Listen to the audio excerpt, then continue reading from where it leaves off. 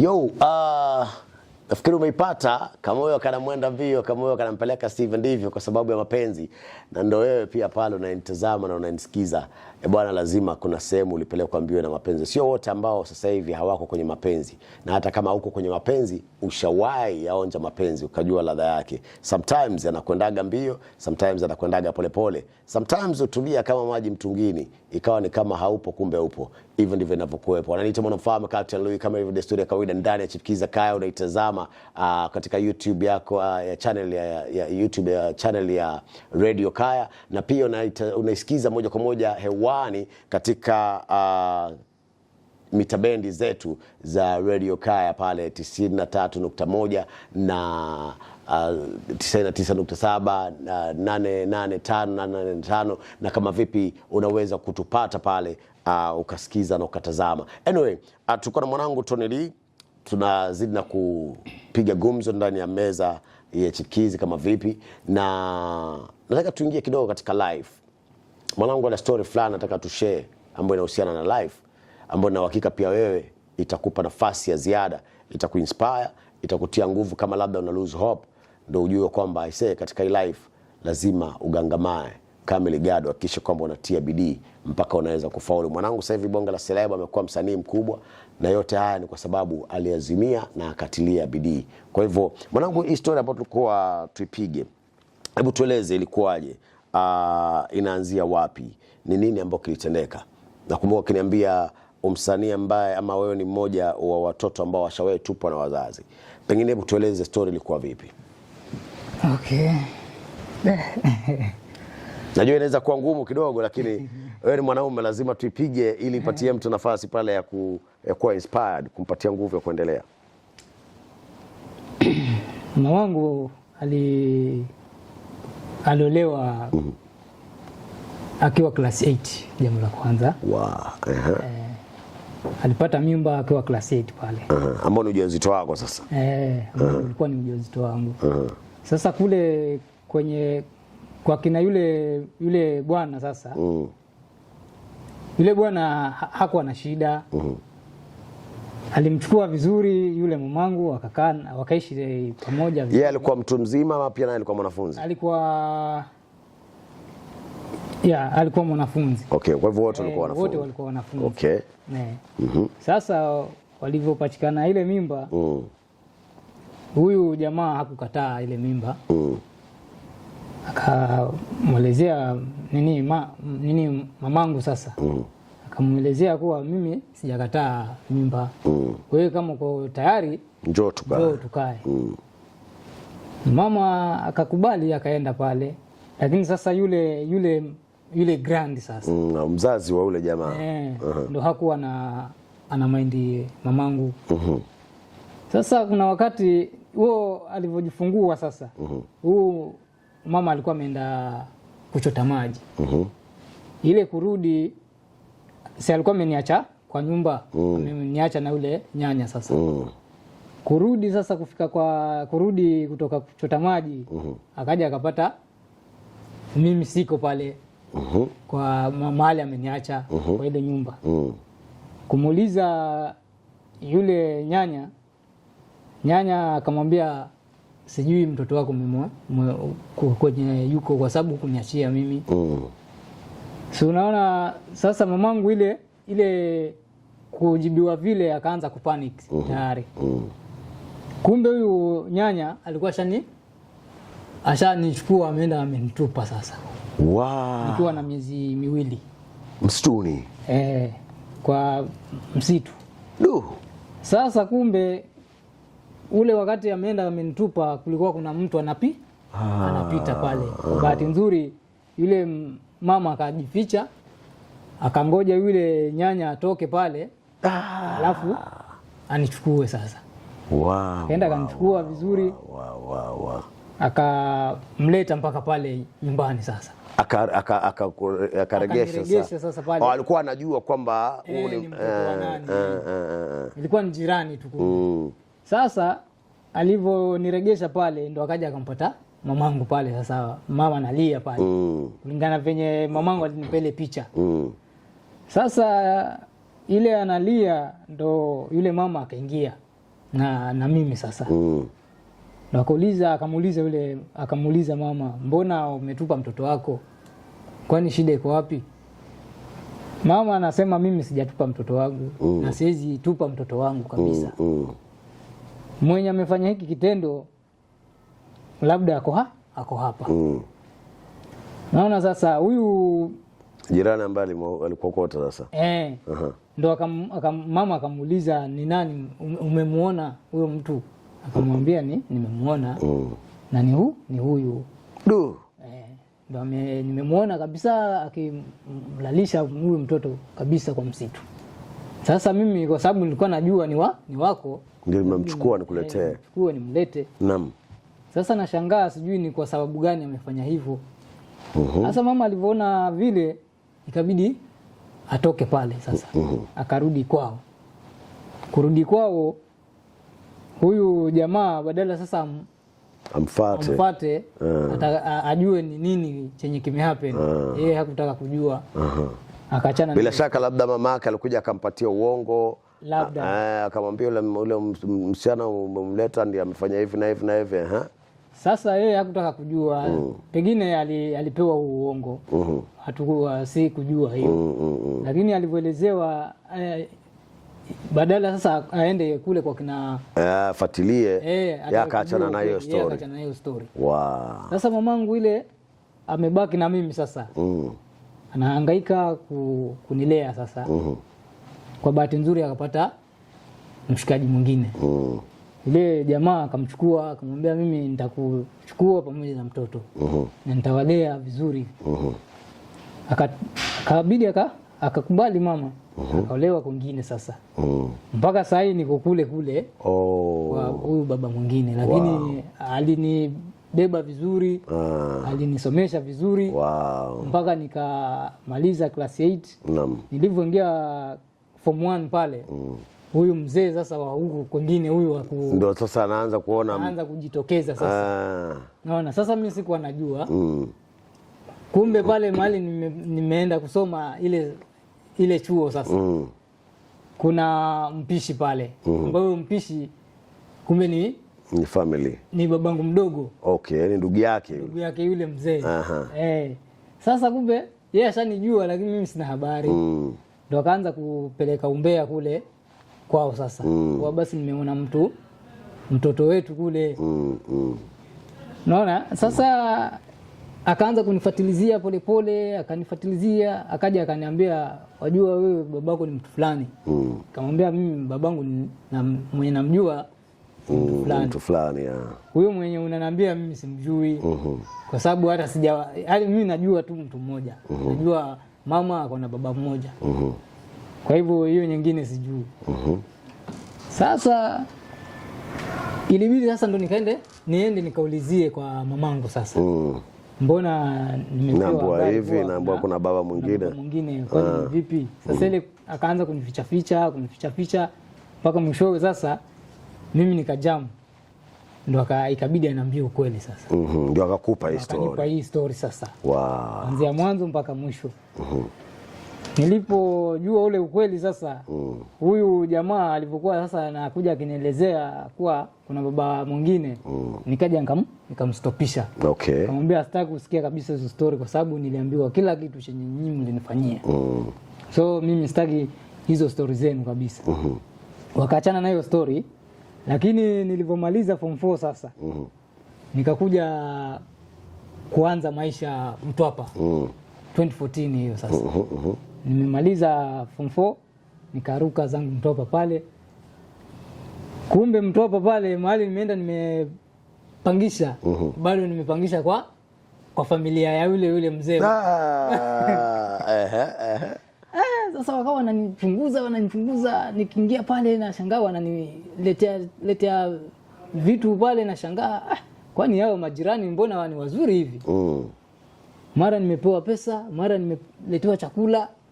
Sasa mimi ningepewa wanataka kukuvuta sasa kuregesha. Mimi nikipewa nasema si chakula, wacha mimi nipigilie kama ni pesa mimi nasema pesa haikataliwi. Wacha nichukue. Si wamenipa tu. Kumbe wananivuta karibu. Ndio kidogo yule mzee akakuja pale. sikuwa namjua. Hiyo siku ndo nilikuja nikamjua, niko pale Mtwapa, ndo kanielezea basi mimi naitwa fulani wa fulani na mimi ndo babako wa kuzaa. Lakini kule kwenye huko ulienda mtoto. Nikamuuliza sasa, kwa nini wewe kama wewe ndo babangu wa kunizaa, kwa nini huku nilea? Sasa hii nimekuwa mtu mzima ndo nanitafuta. Ungekuwa wanijali kweli, ungenisimamia ungenilea, ungesimamia majukumu yako. Kila kitu kutoka mdogo mpaka saa hii mahali niko.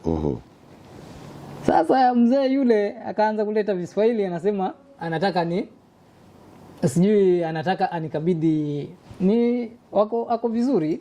Ako vizuri. Anataka ukabidhi mali nini. Lakini alikuwa yeye ana mke na watoto wakati huo. Yeye hata sasa hivi yenye tunaongea hana bibi. Yeye ni ile apate ije pale apate mtoto mmoja. Sasa yani yeye watoto wote wenye ako nao ni wa nje, kila mmoja yuko peke yake. Peke yao yani. Lakini sasa mimi nikasema kwako mzee siwezi rudi. Mimi mwenye najua ni yule mwenye alinisimamia. Aliyekusimamia wewe mpaka saa hii. Yeye ndo namjua peke yake. Ikafikia mahali akakuja mpaka kule nyumbani sasa. Na yule huyu baba wa kunilea sasa. Alipokuja pale akaambiwa kama wataka mtoto wako sisi hatukatai. Lakini kama utasimamia gharama zote za huyu mtoto kuanzia mahali ulipoachana mpaka sahihi mahali huko tutakupatia mtoto wako. Mzee akashindwa. Na seti hana pesa za kutoa. Haonazo, lakini akashindwa kijeuri tu. Akashindwa tu ile kijeuri. Tukaachana na hiyo story mpaka sahihi. Aliambiwa kabisa, wewe achana na huyo kijana, wewe tafuta maisha yako na yeye muache atafute maisha yake. Wow, nice. Wow, story moja kale sana, na imani labda ataweza kuwa unapitia story kama hiyo pale nje na ukawa unajiuliza maswali mengi. Mwana ali make decision na mpaka leo maisha yanakuendea ama vipi? Turudi katika nilikuwa na swali nilikuwa nakuuliza, yule nyanya bado yuko? Nyanya yuko. Mshawahi kukutana? Tena mara nyingi sana. Na kila kiniona anajaribu kunibembeleza nirudi, lakini mimi namwambia haiwezi. Kwa sababu huyo nyanya alikuwa ameamua kuua. Yani kama si yule jirani, yani kama si Mwenyezi Mungu kumtuma malaika msongeze yule jirani karibu, hivi atungekuwa na wewe kwenye story. Kabisa yani. Wow. Mungu mkubwa. Kabisa. Bwana, turudi katika muziki. Ni story ambayo ina inspire na imani kwamba haijakukatiza kufaulu. Bado unaendelea na kufaulu. Turudi kwenye muziki. Ngoma latest ambayo unaifanya ama ambayo umeiachilia hivi karibuni inaitwaje? Umeniambia inaitwa Ndanolaga. Na pia inaongelea kuhusu mapenzi. Hiyo inaongelea kuhusu mapenzi. Iko YouTube? Na pengine video yake inakuja lini?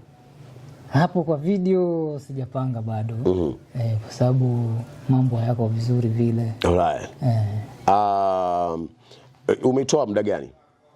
Iko na miezi miwili sasa. Kama miezi miwili. Unatarajia labda kufanya kitu kingine baada ya muda gani? Kuna kitu kingine kiko jikoni? Kuna ngoma iko jikoni sasa hii. Inaitwa Golo. Nenda chini, cheza chini. Wow, nice. Okay, Golo tutaiongelea, tutakuwa tunaicheza hii ambayo umeitoa. Jina lako umelipatia ni Ndanolaga. Ina Kimijikenda ndani. Nilipiga chorus ni Kimijikenda. Nikapiga verse ya kwanza ya Kiswahili, alafu hiyo ya pili nikafunika Ni mtindo wa aina gani? R&B ama piano, hip hop? Yaani banga. Okay. Kwa hivyo wewe kwa ufupi umebase katika kuimba peke yake? Yaani tuseme kuimba na kurap. Okay. Napiga hizi urban tone. Okay. Na kidogo naimba. Right. Na maswali matatu ambayo nataka tumalizie nayo kabla tukuachie mtazamaji na msikilizaji uweze kusikiza ngoma ambayo tunaiongelea. Maswali ambayo ni matatu ambayo yanahusiana na mambo ambayo tumeongea. Swali la kwanza linahusisha hekima na busara. Leo hii imetokea nafasi yule mzee atuombe, lakini yawe ameaga dunia, lakini katika wili yake ameandika kwamba unafaa kurithi mali kiasi fulani ambao ni mali nzuri tu. Je, utaichukua ama utaiacha?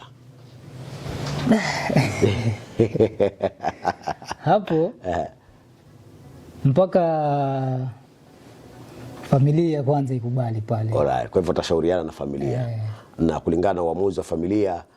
Kwa sababu hata nyanyangu mza mama yeye alikataa kabisa. Alright. Alisema nisiwahi enda kabisa kule. Right. Yeye alipita. Leo hii umepoa. Swali la pili linahusiana na sanaa. Naam. Leo hii mtu amekupa nafasi ya kumiliki kampuni na pesa nyingi tu, bado utaendelea kufanya mziki ama utaweka akili yako yote kwenye biashara ambayo umepata? Mziki siwezi acha. Alright. Swali la mwisho. Uko na mpenzi, alafu baada ya yule mpenzi umekaa naye kwanza una mpenzi? Yeah. Mmeoana ama bado mko katika harakati ya kujiandaa? Kuna watoto wawili. Bas. Sasa mpenzi yako ako na wewe na mna watoto wawili. Alafu imetokea umegundua labda amehusika katika swala la udanganyifu, lakini yeye akakiri kwamba ni kweli, baada umemwongelesha na akwambia kweli mimi niliteleza na nilifanyika hivi na hivi na hivi, na naomba unisamee mume wangu, tuendelee kuishi, sitawahi kurudia tena, nilikuwa ni jambo limetokea bahati mbaya. Je, utamsamee muendelee kuishi ama utasimama na kauli ambayo inasema mwanamke once akicheat huwa ashakutoa kwenye moyo, kwa hivyo hawezi kurudia tena, na hata kurudia huwa hakuna mapenzi ya ukweli tena? Utaamua kumwacha ama utamsamea? Na tumezana yeye. Mna watoto wawili. Hapo kama atakuwa amenifafanulia vizuri, uwezekano wa kumsamea huko. Yeah. Na ukamsamea ukaachana nayo kwenye kabisa ile inaanza upya. Wow, nice. Yeah. Mwanangu, zungumza na mashabiki wako wanakutazama pale, wengine wanakusikiza katika radio. Tunakupata vipi kwenye mtandao wa kijamii? Muziki wako unapatikana wapi na unawaahidi nini? Okay. Uko pale wanakuangalia, kuna wale ambao wanakutazama. Yeah. Naam. Kwa muziki wangu unapatikana YouTube. YouTube nanipata kama Tony Lee. Kingia mdundo pia napatikana kama Tony Lee. Okay. Boomplay, iTunes hizo bado. Alright. Lakini YouTube na mdundo ndio inapatikana.